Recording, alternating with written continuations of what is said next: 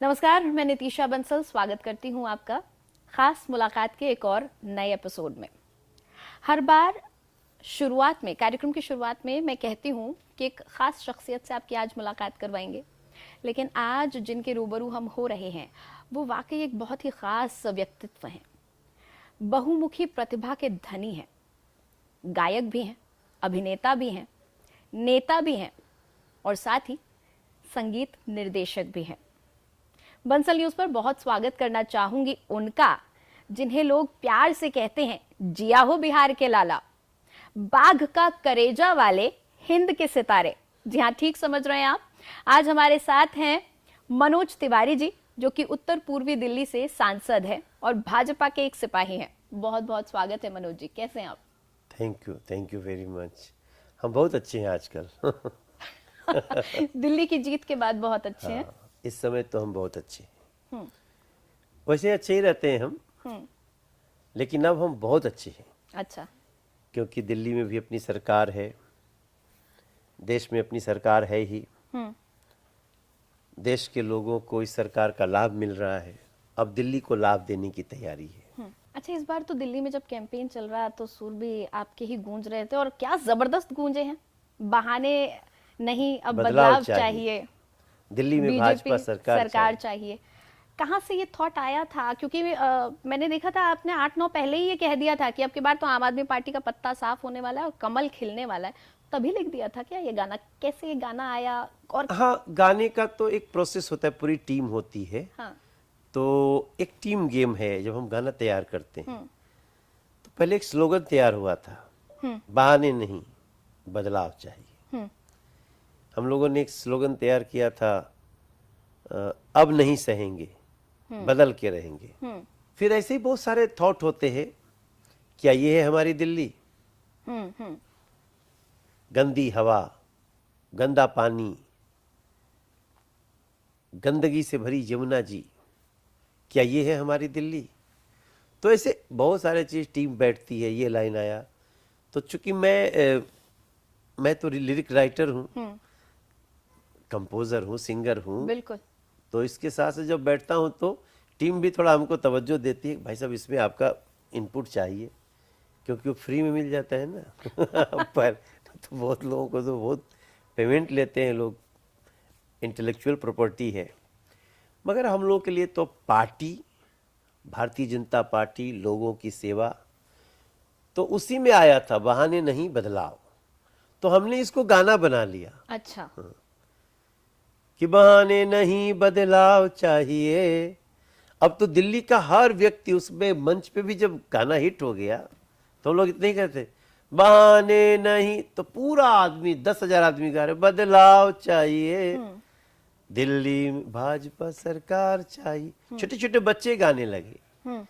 तो ये एक बड़ी किस्मत की बात होती है कि आपको इस तरह का रिस्पॉन्स मिले। फिर इसके बाद अब वो कितना असर करता है, क्या उसमें सच्चाई दिख रही है?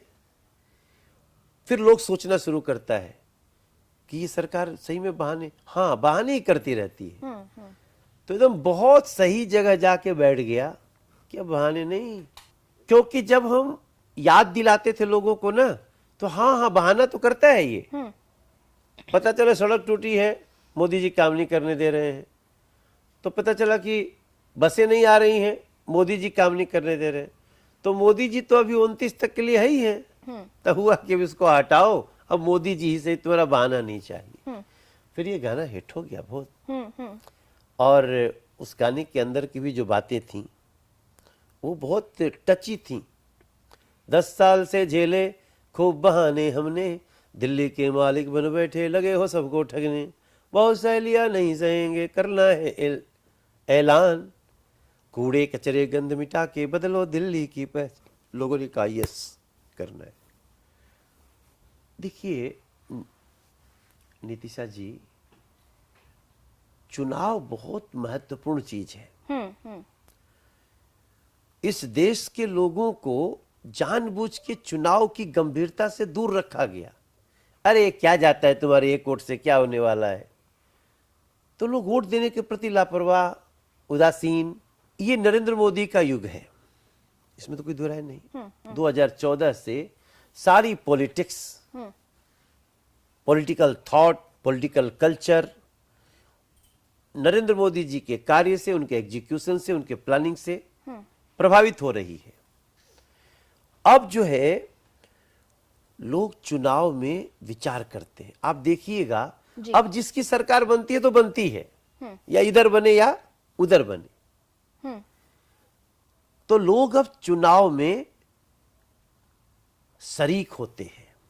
अभी भी कुछ लोग हैं जो बोलते रहे पॉलिटिक्स गंदी होती है, हम तो पॉलिटिकल नहीं हैं। अब धीरे धीरे उसमें ना बदलाव आ रहा है। लोग 10-15 हजार रुपया लगा के टिकट ले करा के आ रहे हैं वोट देने। इसका रिजल्ट आ रहा है। जहां सरकार बन रही है, बीजेपी की बनी एक तरफा, आम आदमी पार्टी की बनी एक तरफा, निगेटिव पॉजिटिव जो भी हो रहा है, और अभी तो लगातार बीजेपी की बन रही है। महाराष्ट्र, हरियाणा, ये छत्तीसगढ़, मध्य प्रदेश, अब आगे बिहार भी हम लोग बनाएंगे। ऐसा तैयारी है बिहार की पूरी। हाँ, बिहार के लोगों को अब दिख रहा है ना, सरकार अगर चाहे तो क्या नहीं कर सकती है। तो आगे अब बिहार की तैयारी है। तो नीतीश जी साथ रहेंगे? हाँ, या क्या तैयारी है? क्योंकि नीतीश जी के तो कई नाम प्रचलित हैं, पलटू राम और न जाने क्या क्या लोग कहते हैं। अब ऐसे तो बहुत लोगों के, अब सबसे बड़ा पलटू राम तो अरविंद केजरीवाल हो गया। कुछ लोगों ने नीतीश जी को ये सब बात कहे हैं। राजनीति में ऐसे होते रहता है। लेकिन नीतीश जी पर बीजेपी को भरोसा है, आपको मनोज तिवारी जी को भरोसा है? हाँ, हमें भरोसा है। और नीतीश जी, जदयू, बीजेपी, मोदी जी अब एकदम एक पटरी पे है, एक परिवार। अब उसमें कोई कितना भी छेनी हथौड़ी लेके खुटखाट करे, कुछ होके के नहीं खे। अच्छा, ये जो पूर्वांचल का कनेक्शन है आपका, जो बिहार का कनेक्शन है, क्योंकि हमने देखा है कि पूर्वांचल के जो मतदाता हैं, जो पूर्वांचल के लोग दिल्ली में रहते हैं, वो एक बड़ा रोल प्ले करते हैं, कई सीट्स पर तो निर्णायक रोल प्ले करते हैं। क्या यही वजह है कि मनोज तिवारी एक ऐसा नाम रहा जो बार बार रिपीट हुआ, तीसरी बार जिसको मौका मिला अगर बीजेपी में, क्योंकि बहुत ही अप्रत्याशित होता है कि किसे टिकट मिलेगा किसे नहीं, लेकिन आपने वो चमत्कार करके दिखाया बार बार लगातार। देखो, जब जो हो जाता है वो चमत्कार जैसा लगता है, लेकिन सबसे महत्वपूर्ण बात है कि विश्वास पैदा करना। हमने लगातार लोगों से ऐसा संवाद किया है जिसमें विश्वास की स्थापना हो। पूर्वांचल के लोग जो यूपी, बिहार, झारखंड, अपना खेत खलिहान, माँ बाप, संगी साथी छोड़ के दूसरे राज्य में जाके रह रहे हैं रोजी रोटी के लिए, अगर उनको विश्वास हो गया कि नहीं मनोज तिवारी हम लोगों के लिए राजनीति में है, तो फिर हम समझाते हैं, देखो भाई हमारा भला भारतीय जनता पार्टी के साथ है। दूसरे लोग देख लीजिए, कोई हमको बिहारी कह के गाली दे लेता है, कोई यूपी का भैया कह के गाली दे लेता है, पापा कहकर।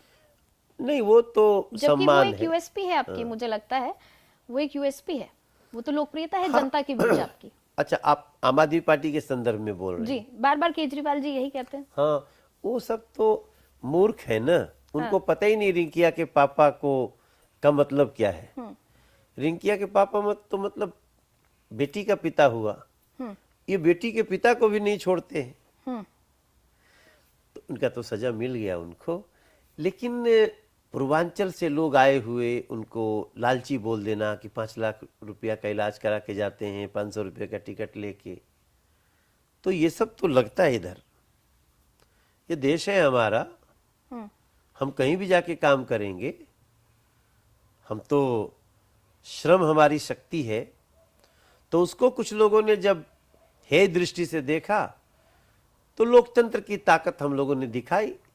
हालांकि कभी कभी हम बिखर भी गए, वो वोट बैंक के लिए यूज कर लिए, लेकिन दिल्ली के इस चुनाव में और कई जगह, अभी फरीदाबाद का चुनाव हुआ है, मेयर का चुनाव हुआ है, गुड़गांव का चुनाव हुआ, मानेसर का चुनाव हुआ, तो अब रिजल्ट आने वाला है 12 तारीख को, इसमें ही प्रचार करके आया हूँ। बड़ी मॉडेस्टी के साथ आप हर सवाल का जवाब दे रहे हैं, लेकिन ये तो मानेंगे कि मनोज तिवारी जी में, इस नाम में, इस शख्सियत में कुछ तो खास बात है। प्रधानमंत्री मोदी का भी एक खास भरोसा आप पर दिखता है, एक खास लगाव दिखता है। टिकट चाहे आपकी रिपीट होना हो या फिर आप देखिए ना, एमसीडी के रिजल्ट्स 2017 के, आप प्रदेश अध्यक्ष हुआ करते थे दिल्ली बीजेपी के, रिकॉर्ड जीत हासिल हुई थी, तो कुछ तो बात है।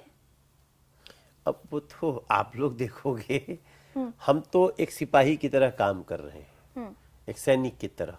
देश के भिन्न भिन्न लोगों से अभी संवाद स्थापित कर रहा हूँ। जैसे मैं कुछ मुस्लिम कम्युनिटी के लोग मिलते हैं, मैं उनसे बतियाने लगता हूँ, फिर पूछता हूँ क्यों दूर हो, क्या कारण है, तो धीरे धीरे वो बोलते हैं, वो भी कंफ्यूज रहते हैं, भैया ये हो गया, ऐसा फैल गया। हमने कहा बीजेपी तो कभी भेदभाव भी नहीं करती कम्युनिटी, जात के आधार पे, धर्म के आधार पे। तो ऐसे ही बातचीत करके कई जगह हम लोग जीतने लगे। या फिर मान लीजिए कि हम यूथ से बात कर रहे हैं, यूथ को लगता है कि ये नहीं हो रहा है, वो नहीं। हमने कहा एक बार बजट ध्यान से पढ़ो तो, हमारा संकल्प पत्र पढ़ो तो, हमारी दूसरे राज्यों की बातें समझिए तो। हमारे देश में क्या हुआ ना कि कभी कभी राज्य की जो परेशानियां थी उसको केंद्र से जोड़ दिया गया। ये भी एक बहुत बड़ी समस्या है। लेकिन अब लोग जो है बहुत समझदार हो रहे हैं, और हमें बहुत अच्छा क्या लग रहा है कि मेरा अभी तो कुछ नाम नहीं है, हमारी बहुत चर्चा होगी जब आगे मोदी युग का इतिहास लिखा जाएगा, तब उसमें मनोज तिवारी का नाम आएगा कि एक मनोज तिवारी था जो मोदी जी के समय काम कर रहा था, और जहां जहां उसको भेजा जाता था मोदी जी के द्वारा, बीजेपी के द्वारा, वो अपना प्रभाव दिखा के आता था। क्योंकि फिर वही बात आएगी ना, लोग पता नहीं क्या सोचेंगे। हनुमान जी की ताकत राम की शक्ति में है। यही मैं आपसे पूछना चाहती थी, जब आप जिक्र कर रहे हैं, तो अगर रामायण की बात करें, आप तो रामलीला में भी आपकी काफी रुचि रही है, बहुत। आप अभिनय भी करा है आपने। किस किरदार से आप खुद को रिलेट करेंगे अगर भाजपा, प्रधानमंत्री मोदी और माननीय मनोज तिवारी जी का जब नाम आएगा, तो आप कौन सा किरदार में फिट होंगे आप इस भाजपा की सेना में, नरेंद्र मोदी जी की सेना में? हम लोग बानरी सेना है। अच्छा। हाँ, बानरी सेना तो समझ रहे हो आप ना? हाँ हाँ। तो हम एकदम से अभी हनुमान तो नहीं है, हनुमान बनने में तो बहुत सदियां बीत जाती हैं। तो राम रूपी मोदी जी के, पार्टी की बात पे कर रहे हैं, ये नहीं कहने लगे कोई कि देखो भगवान से तुलना कर रहे हैं। राम रूपी मोदी जी के हनुमान कौन है ये अलग बात है, लेकिन हम उस बानरी सेना में तो हैं, हम भी अपनी भूमिका ठीक निभाते हैं। और मैं विश्वास से कहता हूं कि हम कहीं हमको भेजिए, हम अपना काम करके आएंगे, पार्टी के पक्ष में माहौल बना के आएंगे। हमको बहुत आनंद आता है इसमें, क्योंकि हम देश के लिए कर रहे हैं। अब अपने लिए तो कुछ कर नहीं, अपना तो नुकसान हो रहा है। पहले जितना इनकम होता था उतना अब थोड़ी हम लोग उतना काम नहीं करते हैं। अब तो खाली सिंगिंग करते हैं। अब्बा का करेजा है, ए राजा जी है, रिंकिया के पापा है, अभी फिर इश्क की 7.5 आ रही है। अच्छा। तो ये गाना वाना तो हम अपने लिए गा ही रहे हैं, लेकिन हम ये सिनेमा छोड़ के देश के लोगों को बता रहे हैं कि बीजेपी कितनी जरूरी है। और आपको आज के शो में ही बताना चाहता हूं, हे मेरे मध्य प्रदेश के लोगों, मेरे छत्तीसगढ़ के लोगों, मेरे देश के लोगों, BJP is the only democratic party. सही मायने में लोकतंत्र के रास्ते पे चलने वाली आज की डेट में अगर कोई नंबर 1 पे पार्टी है तो भारतीय जनता पार्टी है। आज हमारे नड्डा जी अध्यक्ष हैं, नड्डा जी के बाद कौन होगा जरा कोई बता दे हमको। कल अमित शाह जी के बाद नड्डा जी होंगे, किसी को पता नहीं था। गडकरी जी के बाद राजनाथ सिंह जी होंगे, राजनाथ सिंह जी के बाद अमित शाह जी होंगे, किसी को पता ही नहीं था। अच्छा, लेकिन विपक्ष तो ये कहता है कि सिर्फ एक इंसान को पता होता है। आप कह रहे हैं डेमोक्रेटिक पार्टी है, विपक्ष कहता है कि सिर्फ वन मैन शो चलता है, उसे एक इंसान को पता होता है पार्टी में क्या होना है, किसे टिकट देना है। बार बार प्रधानमंत्री का जिक्र होता है। तो वो तो 14 से ना, 14 से हमारे नेता है मोदी जी, तो ये तो युग ही मोदी का है। तो जो हमारा नेता है उसको पता नहीं चलेगा तो गड़िए डिरेल हो नहीं, वो जाएगी कहते हैं जो मोदी जी कहते हैं बस वही होता है, बाकी किसी की नहीं चलती ना। क्या बात करते हैं। अभी हम लोगों ने दिल्ली के 70 सीटों का चुनाव किया, कौन कहाँ लड़ेगा, तो सब पे मोदी जी बैठे थे। ये तो किसी के, उसके लिए हमारी हर चुनाव समिति बनती है राज्य की, हमारे प्रभारी होते हैं, संगठन मंत्री होते हैं, प्रदेश अध्यक्ष होते हैं, हम सांसद होते हैं, चुनाव समिति बनती है, वो ले जाके देते हैं, वो उसको आते हैं 5 मिनट के लिए, हाँ जी चलो हो गया। तो जो काम हम 1 महीना में करके ले जाते हैं उसको वो 5 मिनट, बस एक कोरम पूरा है, लोकतांत्रिक प्रणाली की संसदीय समिति में जाएगी, वहां मुहर लग जाएगा, हाँ ठीक है। लेकिन उनको बताया जाता है हमने ये सोचा है, ठीक, बहुत अच्छा सोचे हो तुम लोग, और आगे सोचो। यानी निर्णय पार्टी का होता है, समितियों का होता है, और प्रधानमंत्री जी की मुहर लगती है। यही तो लोकतंत्र है। अच्छा, आपने अखिलेश जी का जिक्र किया। एक वक्त था आप समाजवादी पार्टी का हिस्सा थे, आपने योगी जी के खिलाफ चुनाव भी लड़ा था। 2 सवाल मेरे, एक अखिलेश जी और मुलायम जी, क्योंकि आप मुलायम सिंह जी के साथ आपने काम किया, उनके साथ आपका रहे संबंध, कितना अंतर है उस युग में, अभी के युग में, या उस लीडरशिप में और अभी की लीडरशिप में समाजवादी पार्टी की? मुलायम सिंह जी तो बहुत विशाल नेता थे। मुलायम सिंह जी तो सच में जनता के नेता थे। वो जनता के भावनाओं को समझते थे। पिता का अंश आया है बेटे में बतौर नेता? लेकिन बहुत कम। मैं बड़ी विनम्रता से बोलना चाहूंगा कि अखिलेश यादव जी में अगर पिता के मैक्सिमम गुण होते तो आज समाजवादी पार्टी ऐसे हाशिए पे नहीं होती। समाजवादी पार्टी बहुत बड़ी हो रही थी। ठीक है, देखिए ये भी अपनी अपनी क्षमता है, जरूरी नहीं कि सिर्फ पुत्र होने से वो क्षमता आ जाए। उसके लिए बहुत सारा करना पड़ता है। अखिलेश जी हैं, मुलायम सिंह यादव जी मुलायम सिंह यादव जी थे। मैं बिलो द बेल्ट कभी बात करना नहीं चाहता किसी के लिए। ठीक है, वो अभी चल रहे हैं, लेकिन वो चलने से ज्यादा उनको लोग चला रहे हैं। अभी वोट बैंक पॉलिटिक्स में चल रहे हैं। वो मन से, मैं विश्वास से आपको कहता हूं कि रात में जब अखिलेश यादव जी सोते होंगे ना, तो उनको भी कृष्ण भगवान आके कहते होंगे कि तुम्हारे रहते मैं मथुरा में यही स्थिति है। उनके सपने में तो आए थे कृष्ण भगवान। तो जो आके क्या बताए वो सही नहीं बताए ना। मैं कह रहा हूं आते ही होंगे, उनको झिझोड़ते होंगे और उनके घर में भी। लेकिन एक वोट बैंक पॉलिटिक्स है जिसमें वो चाहते हुए अपने उस धर्म सत्ता के लिए नहीं बोल सकते। अच्छा, एक वक्त था चुनावों में आप योगी जी के सामने खड़े थे, हालांकि एक ही वो चुनाव ऐसा था जब योगी जी के सामने खड़े थे एज एन ओपोनेंट। आज योगी जी के साथ खड़े होते हैं चुनाव में। आप दोनों ही पार्टी के स्टार प्रचारक हैं, दोनों ही वोट के कन्वर्जन्स भी करते हैं। ये सफर कैसा रहा, सामने खड़े रहने का और बगल में साथ खड़े रहने का? अब उसको भूलना चाहते हैं हम। अच्छा।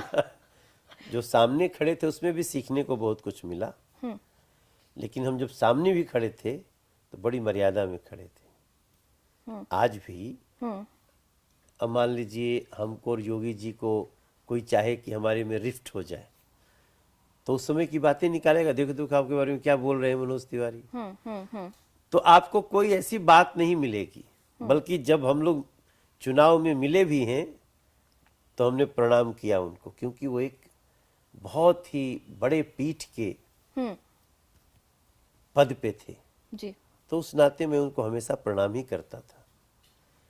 ठीक है, चुनाव हुआ, एक 3 महीने का तंत्र था, हमने बहुत कुछ सीखा उसमें।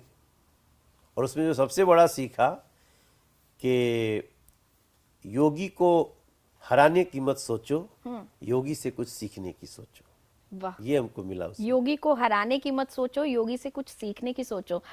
ये योगी जो है सिर्फ योगी आदित्यनाथ जी मुख्यमंत्री जी या योगी?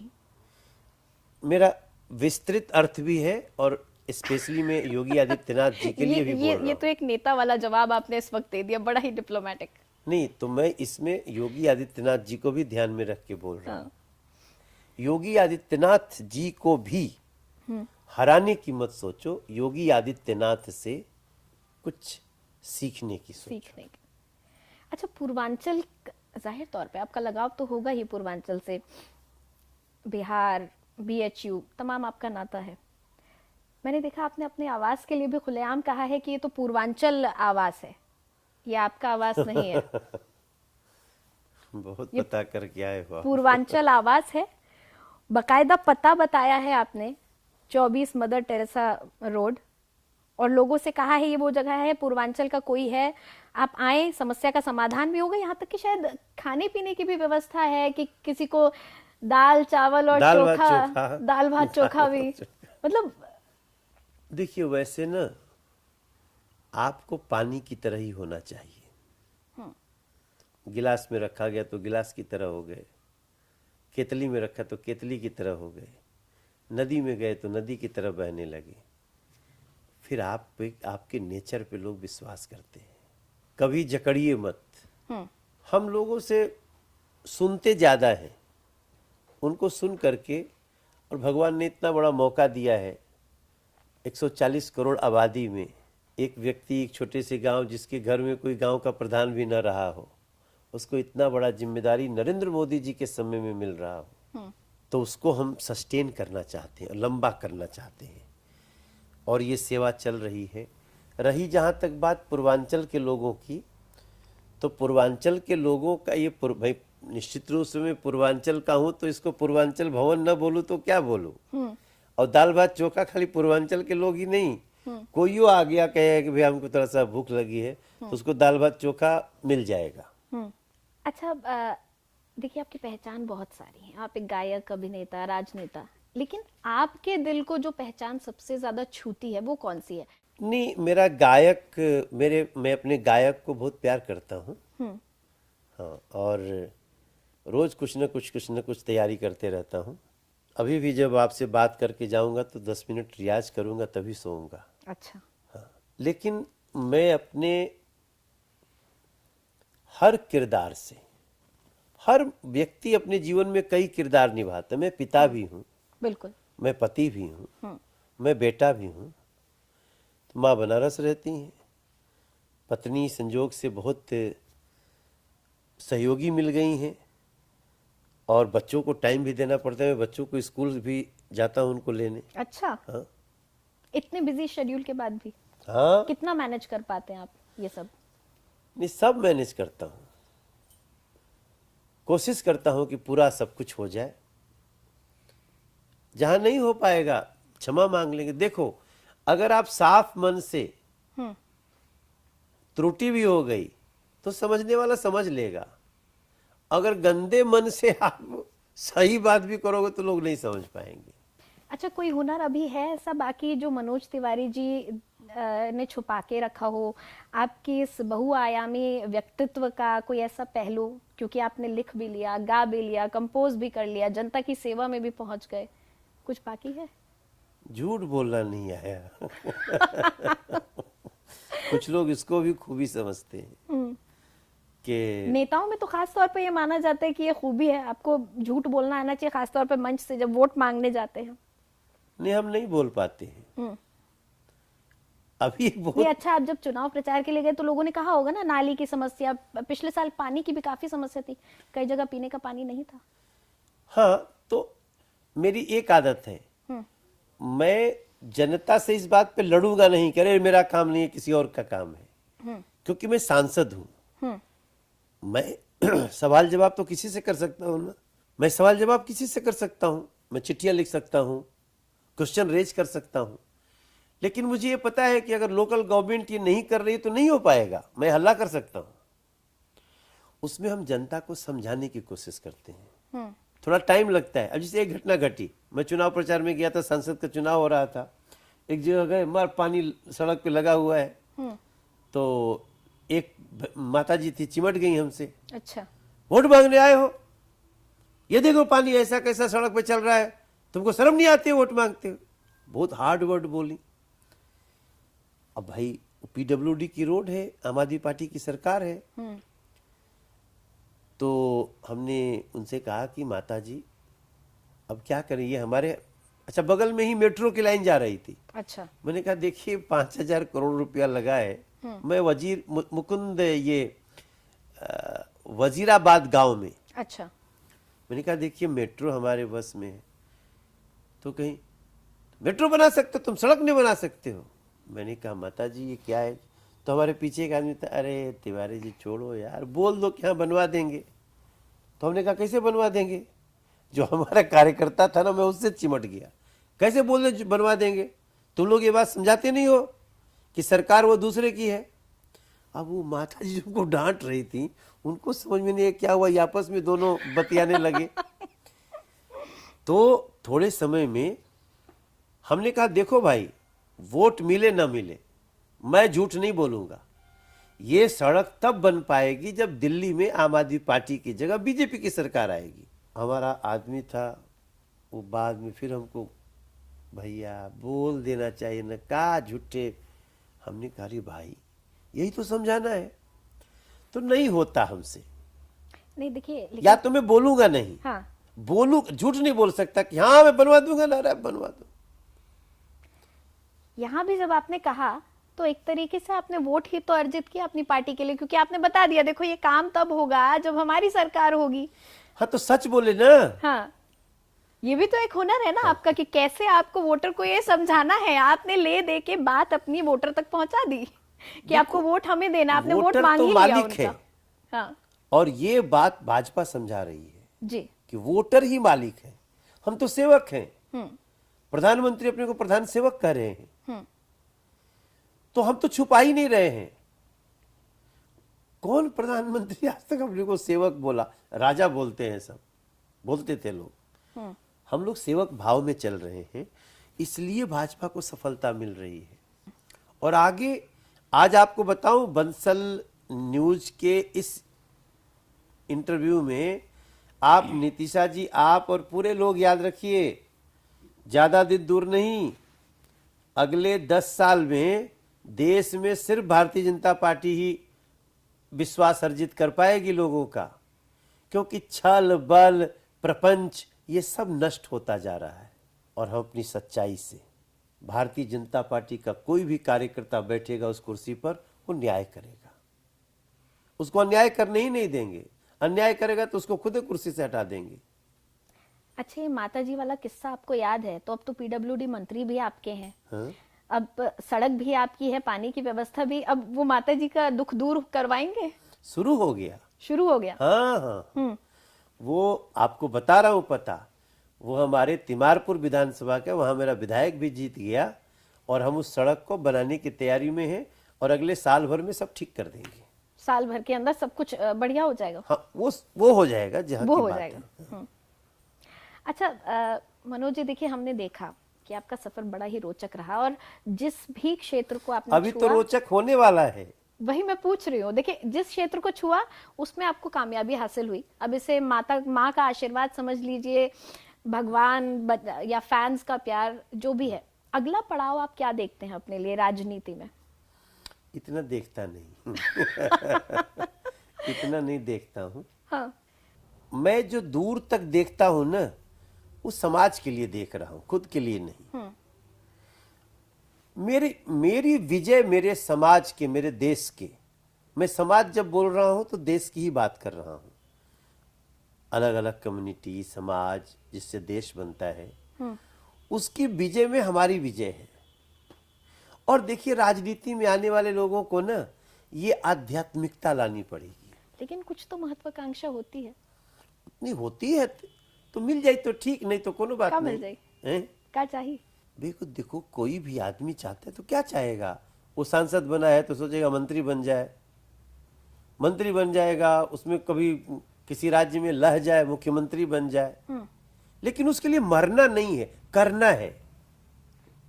पता चला मरे जा रहे हैं, हम मरने वालों में नहीं, हम करने वालों में। अच्छा, एक बार दिल्ली के मुख्यमंत्री के लिए भी इस बीच आपके नाम की चर्चा हुई थी, लोगों में ये खबर थी कि मनोज तिवारी जी को मुख्यमंत्री बना देंगे। अजब कि मैं चुनाव नहीं लड़ा चुनाव था। नहीं लड़े, हाँ। तो ये प्रेम है उपचुनाव, लोगों का, इसका मतलब लोगों के मन में अच्छा है, नहीं सब चलते रहना चाहिए, अच्छा इतने में सांसद संतोष कर लेंगे। वो इतना क्या है, सांसद मनोज तिवारी जी या फिर माननीय मुख्यमंत्री मनोज तिवारी जी? मैं क्या कह रहा हूँ, ये सब जब सवाल आते हैं ना तो लोग बहुत पॉलिटिकल जवाब देते हैं कि नहीं नहीं जी मेरा तो, अब अंदर से पता चले ज्वालामुखी चल रहा है बनने का। भाई इट इज वेरी नेचुरल कि जो राजनीति में है, कौन मुख्यमंत्री नहीं बनना चाहता है, नीतीश जी। वो जब इधर उधर बोले झूठे ही बोल रहा है। मैं वही बात कर, मान लीजिए आज मैं सांसद हूं, कल पार्टी कहेगी नहीं तुम संगठन में चलो, तो भी काम करूंगा। हमें अपने देश का काम होता हुआ दिखना चाहिए। संगठन के लोग ज्यादा महत्वपूर्ण होते हैं सांसद विधायक से। बिल्कुल, बीजेपी तो कहती है कि हम संगठन को ज्यादा मानते हैं, संगठन से चलते हैं, संगठन वाली पार्टी है। मनोज जी, कुछ देर पहले आपने जिक्र किया था अखिलेश जी का, राहुल जी का, तो ये सवाल मैं वहां भी लेना चाहती थी लेकिन अब ले लेती हूँ। आपने कहा मुलायम सिंह जी का कद बहुत बड़ा था, बहुत बड़े नेता थे। आपने राहुल गांधी जी का भी जिक्र किया, वो भी एक राजनीतिक परिवार है। राजीव गांधी जी और राहुल गांधी जी पर कोई टिप्पणी करेंगे क्या? राजीव गांधी को भी आप उतना बड़ा नेता मानते हैं? क्योंकि देखिए जो पॉलिटिकल राइवलरी है उसमें तो राजीव जी के ऊपर कई प्रश्न चिन्ह बीजेपी लगाती रही है। देखिए मैं जितना समझ पाया हूं कि राजीव गांधी एक साफ दिल के व्यक्ति थे, मगर उनको वो देश चलाने की क्षमता नहीं थी उनमें। प्रेशर में आना, बड़े निर्णय नहीं ले पाना, ढुलमुल रवैया अपनाना, भ्रष्टाचारियों पर नकेल नहीं कस पाना, ये सब उनके, अब तो देखिए उनकी पार्टी में भी उनके खिलाफ लोग बोलने लगे। मगर अब तो राजीव गांधी देश संसार में है नहीं। लेकिन मैं मानता हूं कि राजीव गांधी का मन न, जब भी हम समीक्षा करते हैं तो मुझे लगता है कि साफ मन का व्यक्ति थे। राहुल गांधी की समीक्षा करता हूं तो थोड़ा मुझे लगता है कि राहुल गांधी बहुत नकली आदमी बन गए हैं। अच्छा, हाँ, 10 तरह की टी शर्ट रखना, हाँ, जो है वो दिखते नहीं और जो दिखते वो है नहीं। क्या है वो? मुझे लगता है ना कि राहुल जी देश विरोधियों के मोहरे बन गए हैं। अच्छा, हाँ, मेरी जो समीक्षा है। बहुत बड़ी बात कह रहे हैं। ऐसा मैं चूंकि अब तो उनको लगातार देख रहा हूं, सुन रहा हूं, संसद में बैठता हूं, उनके हाव भाव देखते रहता हूं।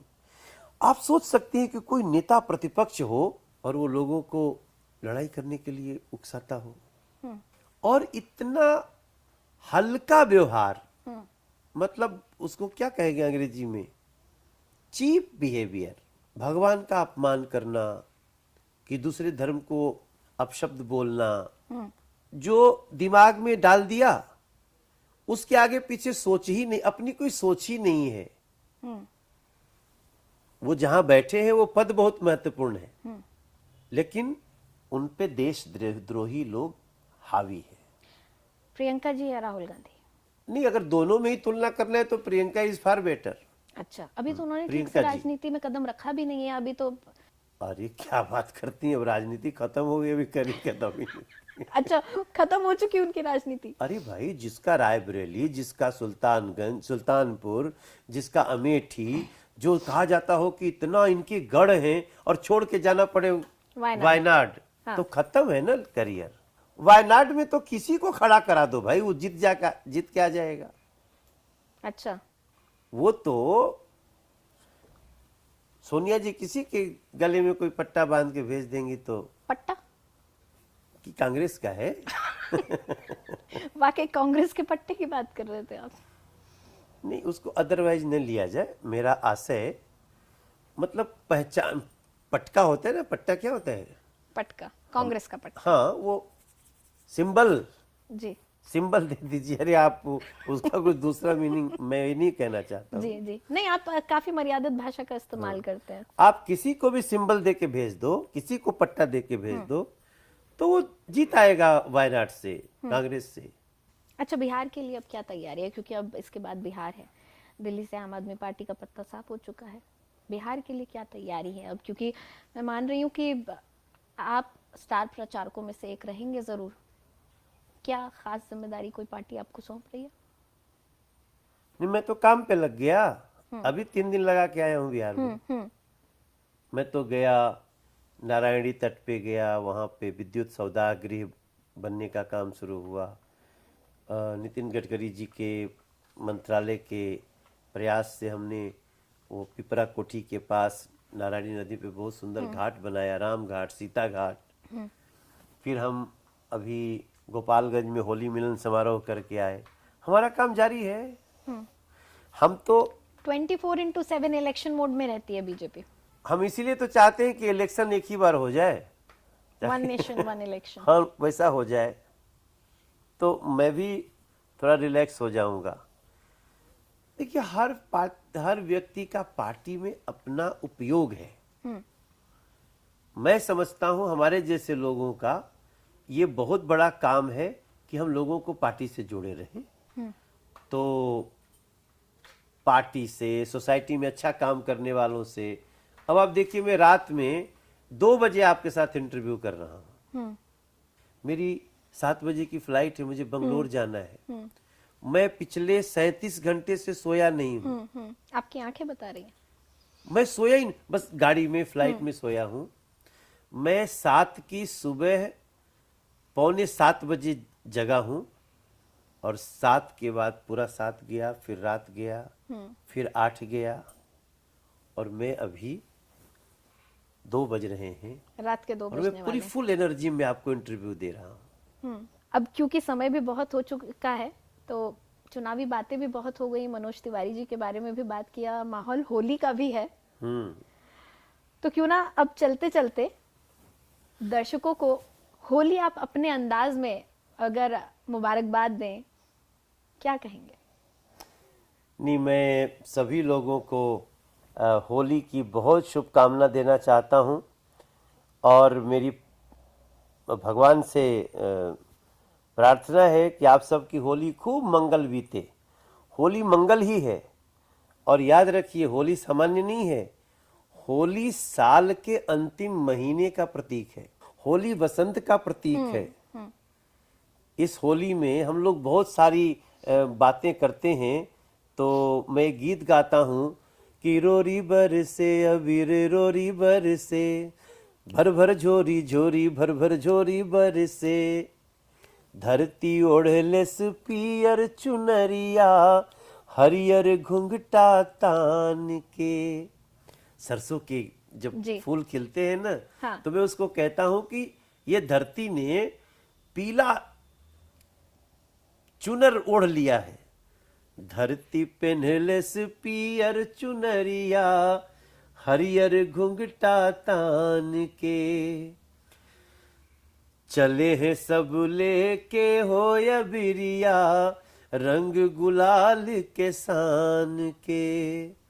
अरे होली में मन अलबेला, हमरो मन बहकेला, अब ना अबीर उड़ाइब, अरे हम दुकान सजाइब, खेलब यही चौमुहान पे, रोरी बरसे अबीर रोरी बरसे।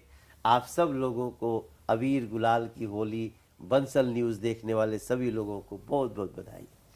बहुत बहुत शुक्रिया मनोज तिवारी जी, आपने समय दिया, आधी रात के बाद, वो भी सारा दिन आपका आज व्यस्त था कार्यक्रमों में, सभाओं में, मीटिंग्स में, उसके बावजूद आपने समय दिया और इतने अच्छे से हमारे दर्शकों को होली की भी शुभकामनाएं दी। बहुत बहुत धन्यवाद आपका।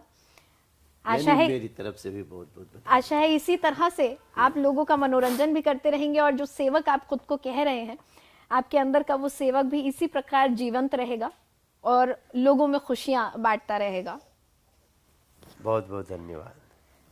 तो ये थे दिल्ली के सांसद, उत्तर पूर्वी दिल्ली के सांसद, सभी के दिलों पर राज करने वाले गायक अभिनेता मनोज तिवारी जी, जिन्होंने बताया कि किस तरह से बीजेपी लोगों की सेवा में लगी हुई है, प्रधानमंत्री नरेंद्र मोदी की सेना के, भाजपा की सेना के एक सिपाही हैं। वानर सेना उन्होंने इस पूरी सेना को कहा और ये भी बताया, बहुत साफ लफ्जों में ये बताया कि कोई राजनेता होता है तो उसकी महत्वाकांक्षा भी होती है। तो यानी भविष्य में यदि कोई पद मिलेगा तो मनोज तिवारी जी उसको लेकर खुश भी होंगे। कहीं ना कहीं मन में वो उम्मीद और आशा भी है। बहुत साफ गोई से हमारे साथ बातचीत की, सवालों का जवाब दिया। फिलहाल आज के खास मुलाकात के इस कार्यक्रम में इतना ही। मुझे दें इजाजत और आप देखते रहें बंसल न्यूज़।